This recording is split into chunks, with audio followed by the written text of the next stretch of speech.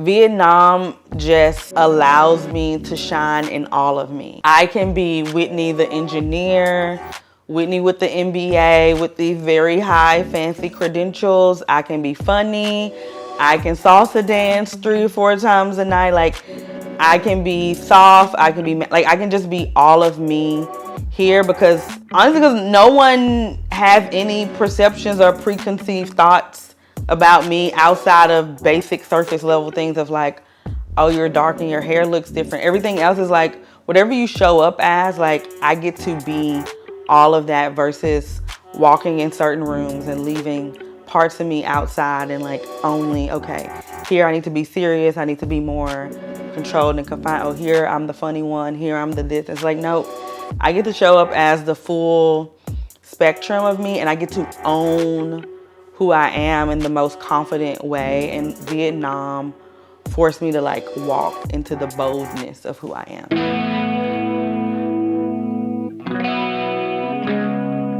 So my name is Whitney DeGale Pollard. I'm originally from Baton Rouge, Louisiana, born and raised in the US. I had a very traditional background. I studied engineering.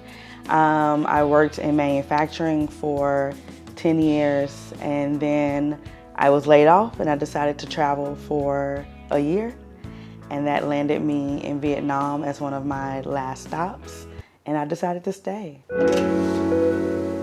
Welcome in, come on y'all. So I pay $650 a month for rent for a 1-bedroom. When I was in Hanoi, I paid $830 for a 2-bedroom that was very, very spacious. This apartment that I'm in comes with 2 cleanings a week and sheets changed once a week. There's laundry in the basement. I will say if you get a moto, life gets way cheaper. Even if you rent one, like I think I rented a moto for $50 a month and that's probably expensive. You can buy one for like anywhere from $300 to $650 depending on the model, make, all of that. But gas is like $2 for the week, you know, like I think as a single person, cooking is just way more expensive for me than just ordering me some bún thịt nướng or bún chai and when I'm in Hanoi for $2 or like a bowl of pho for $1.50 and you get a tea for 75 cents and life is good. It's like you can probably, on the low end, you can probably eat for $7 a day. So a fresh pineapple juice in America would probably be like $7 or $9 US. And I'm paying 20K Vietnamese dong. Hai mười, which is less than $1 for fresh juice. Come on in. Come on.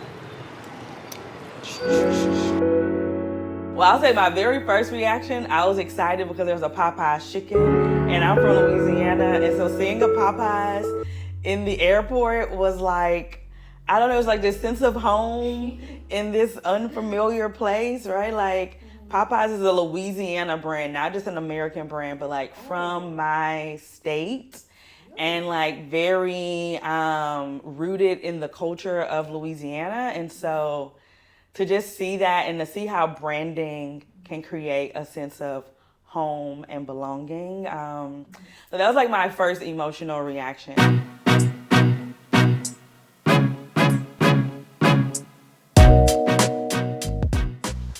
Okay, so here we have my living room. This is where I live. I watch TV. Sometimes sit and look out the window, light a candle, and just, yeah, chill. Now we're gonna go to the bedroom. This is my room. It's really spacious. The mattress is really comfortable. Like, I didn't even need to buy a mattress topper, which is very rare in Vietnam. And I have this little area where I get dressed at, which makes me feel all calm and cute in the morning. And I listen to my music and I get ready and dressed. This is my favorite part of the view, honestly, is like looking out here. One, because like, I don't know, just like seeing the Vietnamese flag every morning is really cool. Like, it reminds me of like every other day I'm like, girl, we really live in Vietnam, you know? And then there's this lady over here in this purple lavender color building who's always like out on the rooftop doing her laundry and stuff. And so it's like, I'm glad I don't see a lot of people, but I see some life. And yeah, it's not the prettiest view, but it's nice. Like, I love it. And it's still a lot of light. And it's quiet. That's the most important part, is it is quiet. Because, again, the chickens. The roosters. And this closet is so cool. Like, look how fancy. It has a little light. I don't know if y'all want to see my clothes, but I tried to color coordinate the little closet or whatever. I have way too many clothes. I need to give some away. No, I don't think. Get more. Oh my gosh, let me show y'all my ao dai. And it's like African infused with African fabrics. I hosted a Vietnamese Afrofusion dinner in Hanoi. And so we had a tailor, and you can go to her with your own design. And this was my design. So yeah, this is my room. Yeah.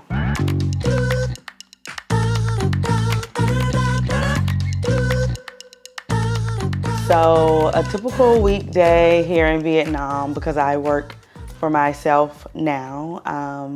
When I moved here originally, I taught for a little bit, so that would be whatever the schedule that the school gave me. But now, as a freelancer, entrepreneur, content creator, I try to protect like my Mondays and Tuesdays, and then the rest of the week just looks like a lot of networking, events, meeting with other creators or business partners for the brand that I'm launching. Okay, so we have some lean beef. It is originally 111,000 Vietnamese dong, which is about $4, but this is on sale, 30% off. So if you know math, about 70K. So this is coming in at like $3 for lean beef. This will probably that's another thing. You need to understand kgs versus pounds. I'm not that fluent in that yet, but based on what I think this weighs, this would probably be like I don't know, like $7, $7 US. Xin chào. Xin chào em. Nice to meet you. So we have some chung ga. It's chicken eggs. And these eggs are 28,000 Vietnamese dong. That's like $1.10. So we have some bok choy. This is less than $1. Love okra. Love that they have this here. $1. This would literally cost me $4 in the States. What? This the price? Bananas is like $1, maybe 50 cents per banana. 11 dong, 11,000 for 1, 2, 3, 5 bananas, Nam bananas. This will cost me maybe $2.50. in the States.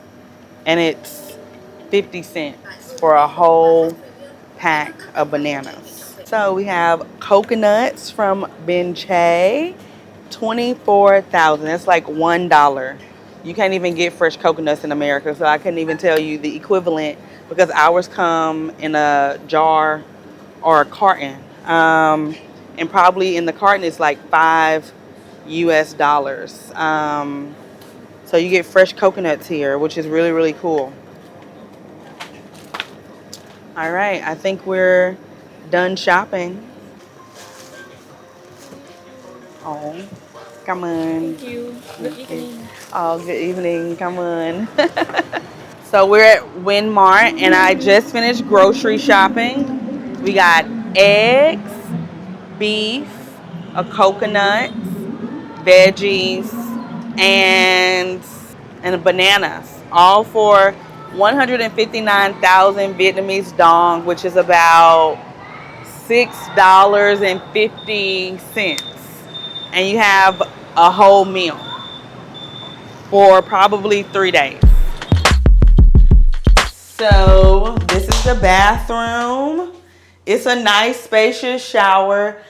I will say, if you are, here's the test when you try to get your apartment, run the shower for like, I don't know, 8 minutes and see how, if it stays hot. This one, it's average. It's like you got to get in as soon as the water gets hot, and it's like burning hot, and then it's like hot no more. So like you got to find the perfect window, but I like that it's spacious, and that there's 2 dual shower heads, which is cool. Oh, this is a key fact for all my black girlies, period. Make sure you stack up all your products, because Saigon has way more options than Hanoi, but you may not be able to find a lot of American brands that you're used to. Things may have a lot of whitening agents in them, so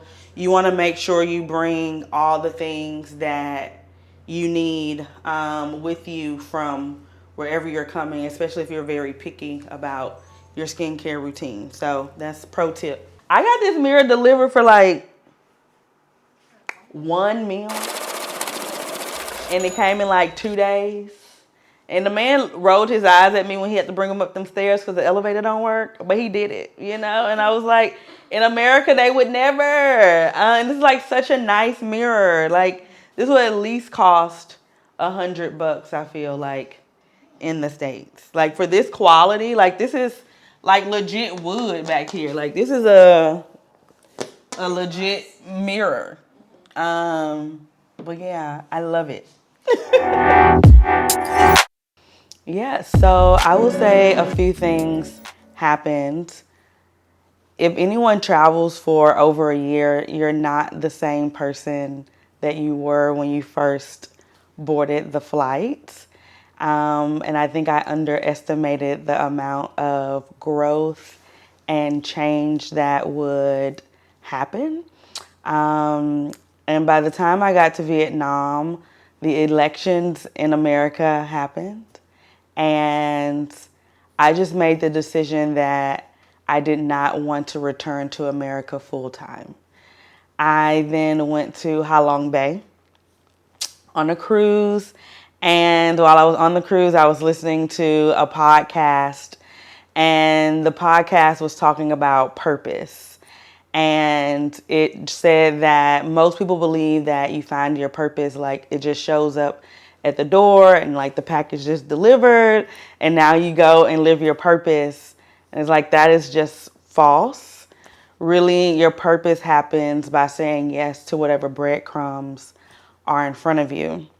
And throughout my entire time in Vietnam at that point, had only been 3 weeks, but I felt this level of just peace and a pull to be here, and something like, I don't even know if it was a quiet whisper or a yell, but it was like the breadcrumb in front of you is Vietnam. And things just started to lock in place. I literally applied for a job maybe a week and a half later, and I was working the next week. And often people ask me, like, how did I get here? I tell people, like, my process is probably not repeatable because I'm here truly, like, living my purpose, and I know that this is where I'm supposed to be.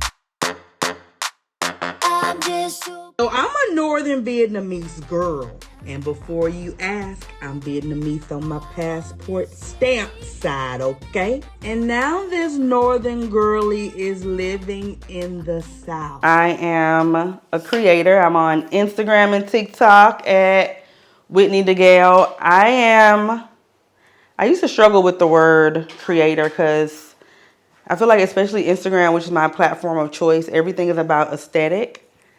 This is what I learned to do, was to clean my lens, because I used to not even do that. Growth. That's what we call that. And normally though, I put my tripod up or hold the camera and I just talk to the camera. Like, that's the easiest way for me to create content. Let's see, I find some good lighting and I'm like, all right, this is the angle. Let's go here. We're on a wall.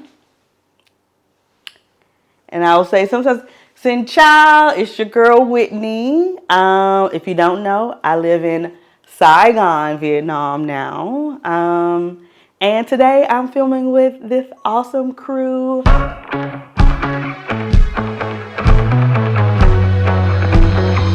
So it is Tet season in Vietnam. And Tet is basically the Lunar New Year, which is based on the lunar calendar, and it changes every year. Unlike in America or Western New Year's, where we just celebrate December 31st and into January 1st. It's a very short 2-day cycle. Tet here is like, people leave, they go home. There's all of these like cool decorations for the year. It's the year of the horse, which signifies momentum. So we galloping into 2026. It's gonna be amazing. We just left, or we're ending the year of the snake. I'm a snake.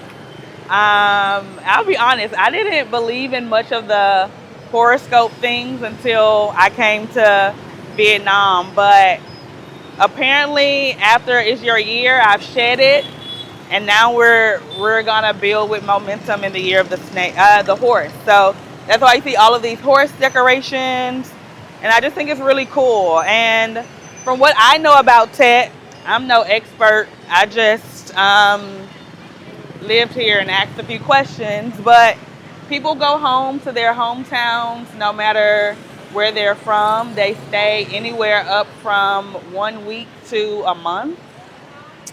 And each day is dedicated to like spending time with family. Then there's the day for friends. There's a lot of eating, a lot of drinking over days. And then everybody decorates. Like, the city really becomes red and gold. It's amazing.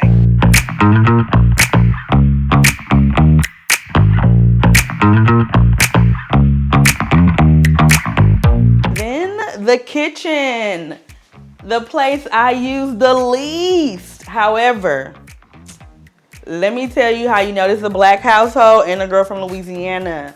First of all, we got, yeah, it's unopened because I don't cook, but mind your business. Louisiana hot sauce. Because I'm part Vietnamese, we got some ching su. And we got some, what's this, the shrimp sauce? Yeah, shrimp sauce. We got that because that's what they told me I needed. And we got some Tony Sachery. So this is Creole seasoning straight from Louisiana, because we have our own cuisine. And I brought this, and because I'm a Southern girl, again, I still don't cook, but I still need these things with me. This is grits. I'm not gonna open it because it might spill, but grits is a very Southern staple in our community. It's a breakfast food. We eat it with eggs, and when I'm missing home, this is what I cook. which I'm not gonna say that because I just said I don't cook, so that may signal that I'm not missing home. I do miss home. I love y'all. And since we're here, let me show y'all some more stuff that I don't cook, but I brought with me because it reminds me of home. So we got gumbo base. This is a Louisiana staple. Kool-Aid, if you know, you know. It is the most sugary drink on the planet Earth. We have some etouffee, another Louisiana staple. I actually cooked this meal for my Asian friends, Chinese, Filipino, and Vietnamese friends.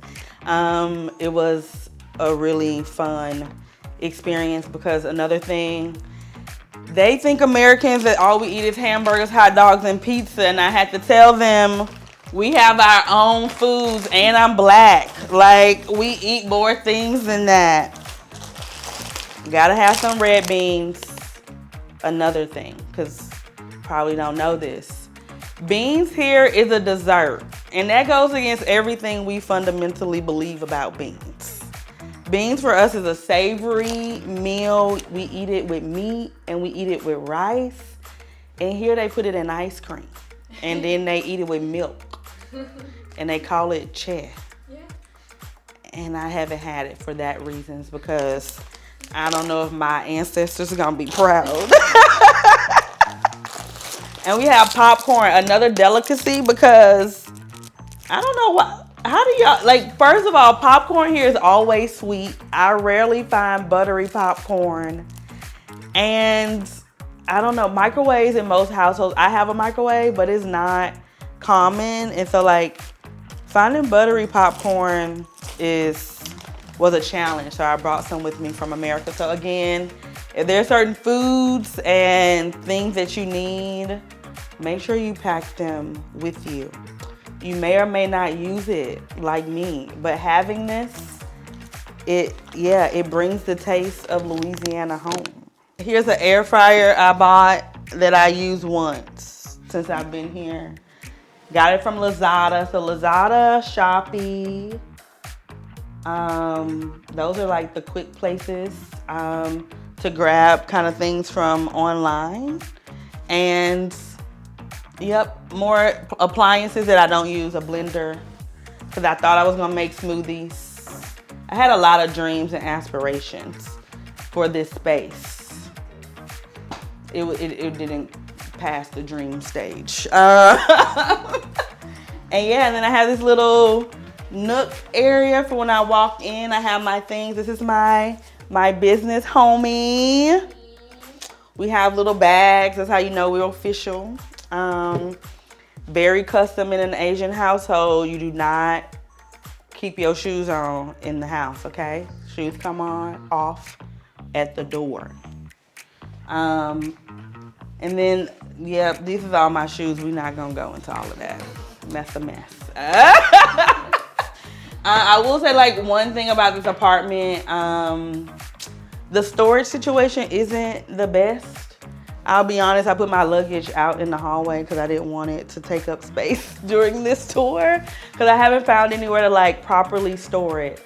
That is one thing where it could be annoying, where storage is not, it depends on the unit. So if storage is important to you and, like, having things properly tucked away, then you may want to consider, like, this is a lot of space, but it's, like, not that usable. And I'm also only so tall, so, like, having to get things, like, from up here is just not convenient. But yeah, and I have a microwave. Ovens are not common, so that's why air fryers come in handy because you can use it for a lot of things. Some apartments have ovens. Okay, I know we talked about one thing about America that I may miss or that's not easy, a dishwasher. Let's talk about it. They don't have them. Some places, yes, but here it's very much not common. I think that's why I also don't cook because, yeah, I don't really like washing dishes. And depending on your housekeeper or, like, the people who come and clean, they may or may not wash your dishes. Most times not. So, yeah. I miss a dishwasher.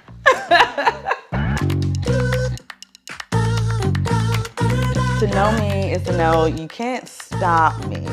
You can like put a lot of chatter in my ear, but once I make a decision, like I own the decision. I own the process that comes with like feeling rooted in my decision. But I will say still to this day, my family is not okay with me being away from home. I often get calls around, when are you coming? How long are you staying?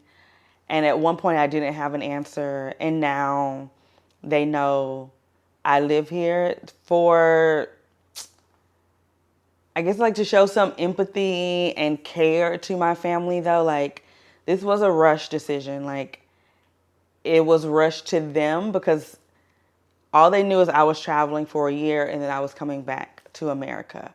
But that's all I knew too. But I've lived enough life to know that I trust my gut instinct. And if there's a strong pull and when things start to align, I follow in that alignment, no matter what outside forces are trying to convince me to do. And so that's been a repeatable thing throughout my life, no matter if it was a big risk of moving abroad or taking a job or even just going to college in a different state from where I grew up. And so I've always followed that.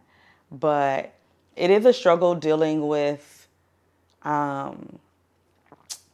like your family not being supportive and being in a new country and all of the things, but I have a support system here that I lean on, and it's been honestly such a rewarding and great experience here in Vietnam.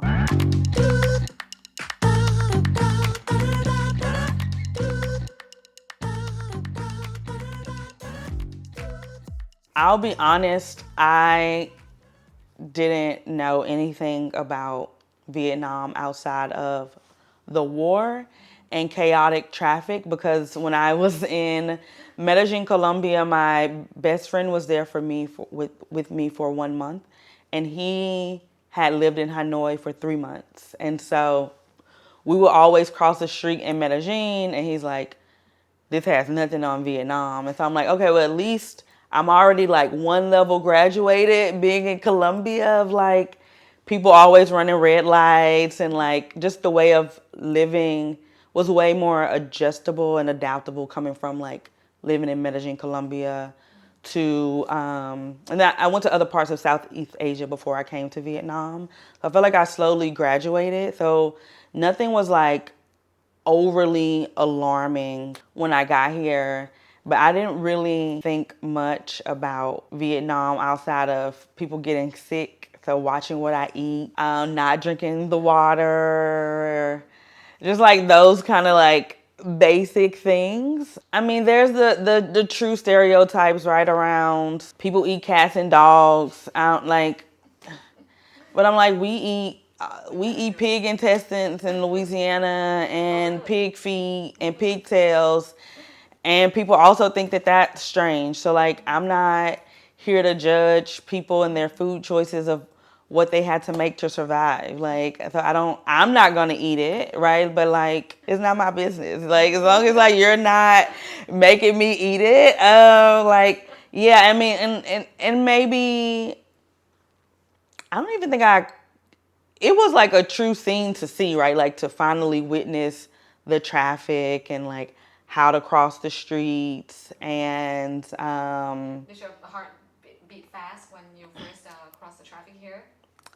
I think it was more so like, oh, this is an adventure. Like, let's just do it. Now I don't even think about it. It's not, I think that's the thing. Like, you get here, you go through your first level of shock of things, and then it's no longer a thing. Like, I honestly didn't realize how accustomed it had became until friends visited. And I'm like, I'm like, you better come on, girl. Like, we got to cross this street. Like, what are you doing? Like, don't wait. It's so funny because the other, maybe a month, like a month or two ago, I was here in Saigon and I was crossing or getting ready to cross the street. And I saw a lady. She was definitely of Asian ancestry, descent, lineage. I thought she was Vietnamese, like from here. And so she was waiting. And normally I'll do this thing, like if I see a local, then I like just get by them and then like I'll walk across the street. So I was like, wait, I'm like, we're standing here for a very long time. And then I finally like really looked at her and she had like a tourist conical hat. And I'm like, this girl don't live here. She don't know. Like, I know how to walk this street more than she does. And so I just crossed the street. But it's like, you get here, things become normalized. It is what it is. I would say the other shocker was the kids on the motorbike. I was like, and they don't care. I remember one little kid, his mom was driving, he just leaned back and I was like, sir, you was on a moto. Like, you will fall. And I'm like, you know what? These kids are prepared for this. They are built for this. It's not my business. I will say that, honestly, I don't budget here in Vietnam, honestly. And the crazy part is I don't budget and I don't have a job. So, hashtag reckless. I probably budgeted and was more financially conscious in America than here in Vietnam. Here in Vietnam, I'm like, if I don't have $2, I'm more in trouble than trying to find food. Like, it is what it is. I'm also building a business. So like right now, Vietnam, when it comes to financial security long term, it's setting me up for the next chapter and future of long-term financial security and success. It is helping me be confident in launching a business because I wouldn't be able to do this in America with the overhead. So knowing that I can rest easily at night and I can live affordably off of my savings until whatever the next thing is pops off, that helps me with my financial security in Vietnam. Two things. One, teaching. Teaching is very popular and very easy to get into if you want to teach English here in Vietnam. Whereas in the States, I don't even want to be in the classroom with those kids, first of all. But second of all, it's like, it's not that easy. And you also get in a lifestyle where maybe you can't be flued out every weekend, but you can still live a comfortable, decent life in Vietnam, even just working 10 to 15 hours a week teaching. I think the other thing is, what I have seen is people come to Vietnam with a dream and it becomes reality. Like, if you put yourself out there, there's just like way more people willing to support and show up for you. Cost of, even just if you want to do quality content, I can outsource a camera crew and editing at way fraction of a cost. And if you just show up consistently and you have a plan, like I've just seen so many people, myself included, come here with no idea of what even is next. And just because of the infrastructure, the way Vietnam is set up, it's very much an entrepreneurial country in general. A lot of people are freelancers. A lot of people are available for work, and the cost is really affordable and you get really great quality. And so I think the job opportunities is, you can come here and make up whatever you want to do. Like, because I'm proof. I don't even know what my job title is, but I'm always getting some opportunity to do something. And I think that's just kind of the essence of Vietnam.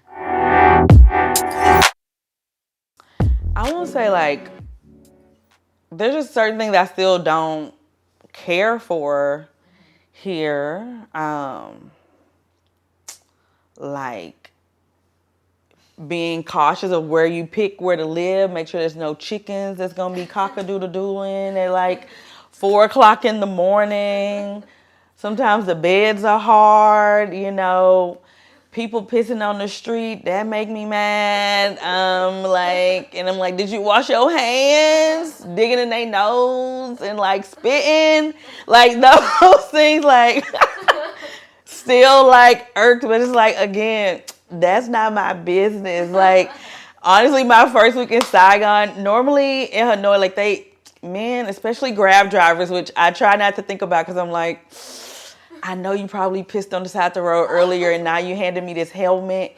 And because you're nice, you're helping me put it on. Oh my God. But I'm like, and I know you don't have no hand sanitizer. But here in Saigon was the first time I saw somebody just like out in the open in the middle of like the trees that's on the sidewalk. And I like paused and I was about to cross the street. I was like, Whitney, why are you about to cross the street? Why are you about to put more effort on that man just pissing in the tree? Like, that's his business. You keep walking wherever you need to go. Like, so those things is like, they still. It exists. Yeah, but it's just like, I don't care. Like, it took me a while to just like not frown up my nose at it. But again, I will say, because I've been to so many other countries, like Vietnam is different in its own special, unique way. But once you've lived in places that's not so westernized, it's not that hard of an adjustment once you get past some basic things.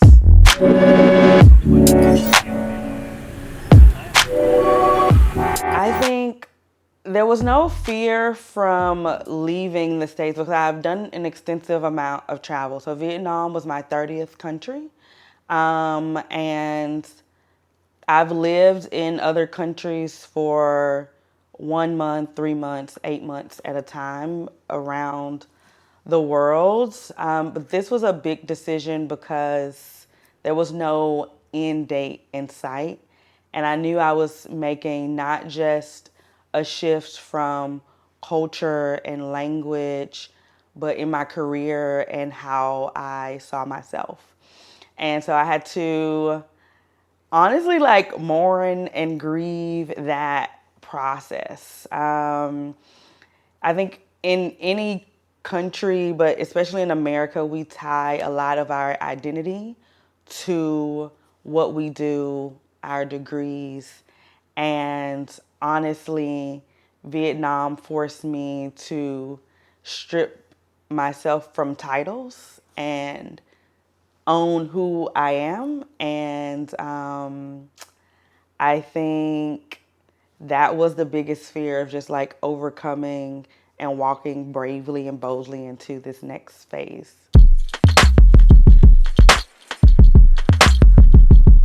My first piece of advice, if you're thinking about moving to Vietnam, always start with yourself. Get to know yourself, get to know your habits and routines, because the more you're in tune with that, the quicker you are able to settle. So for me, I knew when I moved here, I liked having a personal trainer. I knew how much I wanted to pay for that. I knew what type of accommodations I like to live in, as far as like a spacious 1-bedroom versus a studio. I also knew that salsa dancing was really important. I wanted walkability, and I thought that I would be able to get that in Vietnam, but walking is like an adventure in its own on the streets of Vietnam. It could be very, very fun, to say the least. But I will start there, and then know your budget, know how you respond to change, because Vietnam, something's always changing, something's always new, and you need to be able to adapt. And last, just do it. Like, don't spend so much time in an Excel sheet watching so many YouTube videos. Like, if you have the pull And the thought to go out and move abroad anywhere, move to Vietnam, I say come if you have the ability or the luxury to try it out for a month, do that. But just do it. Just do it. In the next 5 years, I hope I have more of a global presence. I hope Vietnam has truly legitimized themselves on the global economy landscape. I'm truly rooting for the success of this country. Um, Vietnam is just a resilient country, and like I feel like if they win, marginalized people win everywhere, you know? And so I'm glad to be here at this special moment. Like Vietnam is a special place, but right now is like they're auditioning for the big stage, and I'm here for it. So I hope in 5 years, the work of the country, the work that I'm doing here in the country, has shown some fruit, or at least a little flower. I would say don't come to Vietnam if you're expecting Western standards. And if you have certain types of unhealed trauma, especially around identity or looks. Because, like, for example, I know some people come here and they're larger, right? And if that's something you still struggle with, like, and you'll be triggered if you go into the shop and you can't find anything that's your size, or you can't maneuver through certain places. This is not, because like Vietnam, you have to bend to Vietnam. Vietnam is not gonna bend for you. And yeah, like, and if you're not an adaptable person, right, you have to be able to being, because Vietnam is who she is and she's not changing. And so you have to change to fit her. So if you're not an adaptable person, if you have certain traumas, don't come here. Don't even come to visit. Do not do not ruin these people. Leave your Western ideals in the West. Life in Vietnam this past year has been amazing. I have grown so much. I have met so many amazing people. I've learned about the resilience and the history of this country, and I'm just so grateful to be here, to have a higher quality of life, to just be reminded we only get one of these. Like, we only get one life. And as much as I miss my friends and family, I hope you all come and visit one day. Life is meant to be lived. And in Vietnam, you get a balance of living life, working hard, but truly playing harder. And yeah, I think Vietnam is Disneyland for adults, Like, I love it here. Tôi Yui, Vietnam.